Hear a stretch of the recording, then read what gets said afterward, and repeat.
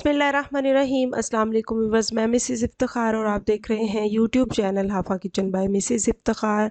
आज मैं आपके साथ शेयर करूंगी डो की रेसिपी। मैदे से डो बनाएंगे जिससे हम समोसे बना सकते हैं, चकोरी बना सकते हैं, पापड़ी बना सकते हैं, रोल्स बना सकते हैं और इसको बना के फ्रीज़ कर सकते हैं ताकि रमज़ान में हमारे लिए आसानी रहे। इसके लिए मैंने एक बर्तन लिया है और उसके अंदर रख ली है एक छाननी, ताकि मैं मैदा जो है वो उसे छान सकूं। मैदा मुझे चाहिए 5 कप। मैं 5 कप मैदे की रेसिपी आपके साथ शेयर कर रही हूँ।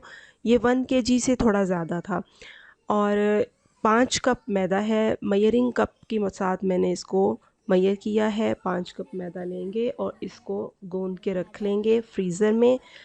क्वांटिटी हम अपने मुताबिक रखेंगे, पैकेट्स बना के जितना हमें रूटीन में चाहिए होता है। आराम से एक पैकेट निकालेंगे और इजीली उसको इस्तेमाल करेंगे। रोज़ रोज़ हमें आटा गूंदना नहीं पड़ेगा। एक डिटेल रेसिपी मैं आपके साथ शेयर करूंगी इंशाल्लाह, लेकिन उससे पहले मैदे को सीव कर लेते हैं। इसके अंदर मैं ज़ीरा या अजवाइन शामिल नहीं करूंगी। नमक शामिल कर रही हूँ 1 टीस्पून।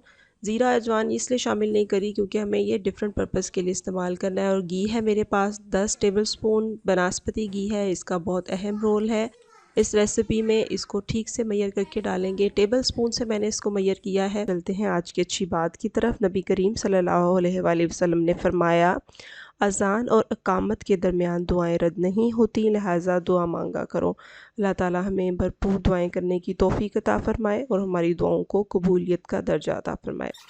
यहाँ पे आप देख सकते हैं मैं हाथों की मदद से घी को मैदे के अंदर मिक्स कर रही हूँ। पहले अच्छे तरीके से हम इन 3 चीज़ों को यकजा कर लेंगे, अच्छी तरह से हाथों से मसल लेंगे। छोटे छोटे से स्टेप्स हैं जिनको फॉलो करके हम एक परफेक्ट रेसिपी बना सकते हैं। और अब मैं इसमें शामिल कर रही हूँ पानी। मैंने पानी 400 ml लिया था, इससे ज़्यादा मैंने पानी यूज़ नहीं किया क्योंकि आटा जो है, डो जो है हमारी, वो बहुत पतली नहीं होनी चाहिए। वो ऐसे होनी चाहिए कि हम इजीली इसको बेल सकें, कोई भी शेप दे सकें। तो आप भी इस बात का ख्याल रखिएगा।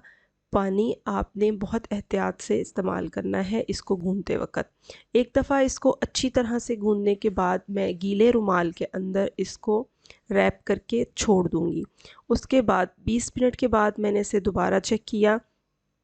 अब दोबारा से फिर से हाथ को थोड़ा सा नम करेंगे और इसको अच्छी तरह से नीड करेंगे, गूंद लेंगे ताकि ये बिल्कुल सॉफ्ट हो जाए। यहाँ पे आप देख सकते हैं कि आटा बहुत सॉफ्ट सा लग रहा है। व्यूअर्स, आप चैनल पे नए हैं तो इसे सब्सक्राइब किए बगैर मत जाइएगा। आपकी सब्सक्रिप्शन मेरे लिए इम्पॉर्टेंट है ताकि मज़ीद अच्छा काम करूं और अच्छी वीडियोस लेकर आऊं। आपको वीडियो अच्छी लगे तो इसे थम्स अप देना मत भूलिएगा। यहाँ पे आप देखें बहुत सॉफ्ट सा डो बन चुका है और इससे बहुत मज़ेदार, बिल्कुल बाज़ार जैसी चकोरी, समोसा और पापड़ी हम बना के रेडी करेंगे। ये देखिए, अब इसका क्या करना है, गूंद लेने के बाद आपको एक दिन के लिए कितना आटा रिक्वायर्ड है तकरीबन उसी की मिकदार के आपने छोटे छोटे बाउल बनाने हैं और ज़िप लॉक बैग में डाल के इसको आपने फ्रीज़ कर देना है।